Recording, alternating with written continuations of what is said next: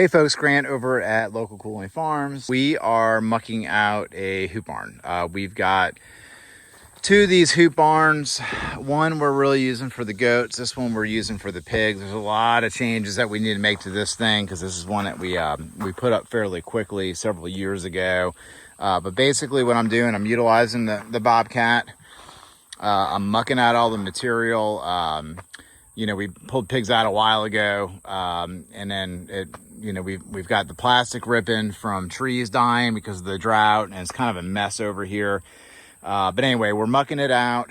I'm going in with the Bobcat, scraping it, backing up, and then taking a left slight turn and dumping the pile. So I'm working a V. So if you guys are, utilizing the equipment, you want to go in here, dump, back up, do a slight pivot to make a V, and then go into the hoop, and then you back up, do a slight pivot, and that way you're working this V the whole time.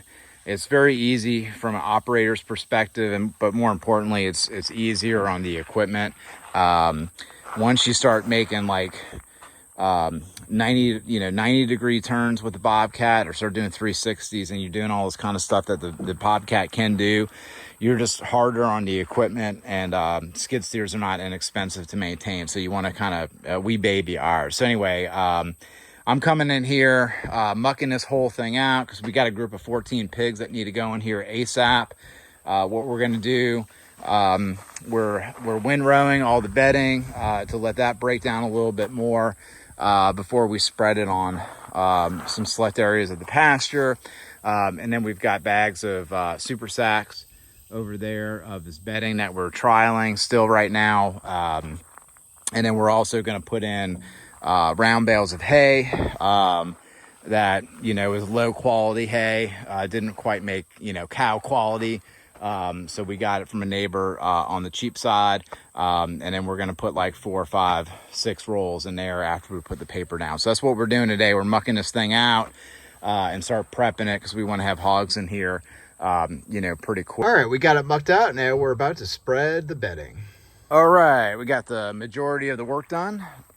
We got about, we probably got about 25, 35 cubic yards mucked out of here.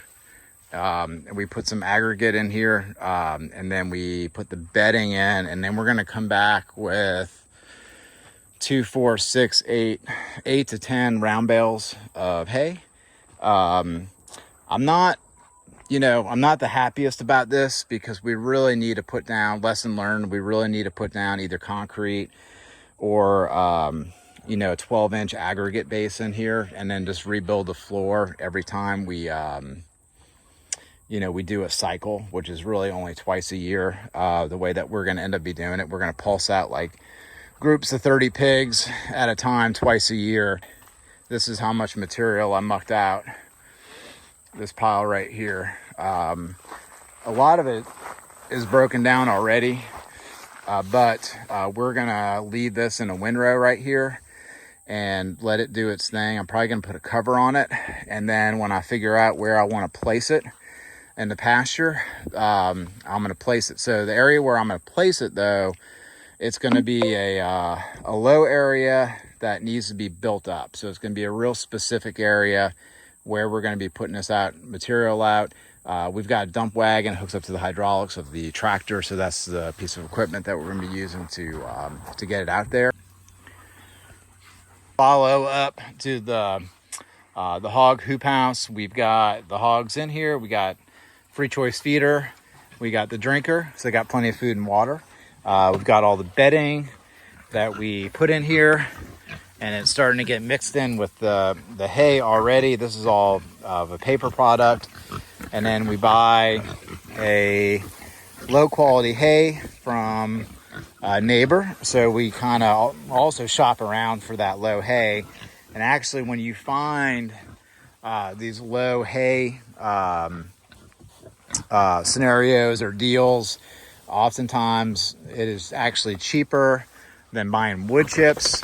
And then you can ask yourself, where do you want to put the money, into the wood chips or with the hay? I asked a friend of mine who's been raising pigs much longer than we have, that question years ago. And he goes, well, you know, the one thing is with the old hay is that the pigs will eat it. Wood chips they won't eat. And he's absolutely correct. They will eat a substantial amount of hay while they're in here, which is just fantastic. And so we put in 1, 2, 3, 4 round bales. And we're only using about 75% of the length of the hoop. It's 100 feet long total by 20. But this back end was washed out with some record rainfall we had like 2 years ago, and I have not put aggregate back there. So this hoop barn is definitely a work in progress.